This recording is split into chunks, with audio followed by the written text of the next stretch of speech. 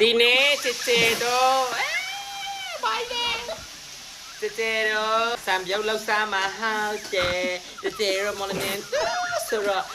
မင်းပြုတ်နဲ့စံပြုတ်ဒီလိုမျိုးပဲနဲ့စားရတာအယေကြိုက်တယ်ပေါ့နော်ဘာလုပ်နေလဲအန်တီအန်တီငါဖောက်ကြော်နေတယ်အယေကြိုက်တယ်ရှယ်ပဲအန်တီလောက်ထားပေးတဲ့စင်ပေါင်းတီတီရေတီတီရှမီမာစားမလားမလေးอะไรစီတီပါတယ်မကြီးတီးဒါတပြူတီးလားဟာလားမဲတပြူတီးအန်တီလောက်ထားပေးတယ်ချင်ပေါင်းစားရင်ရတယ်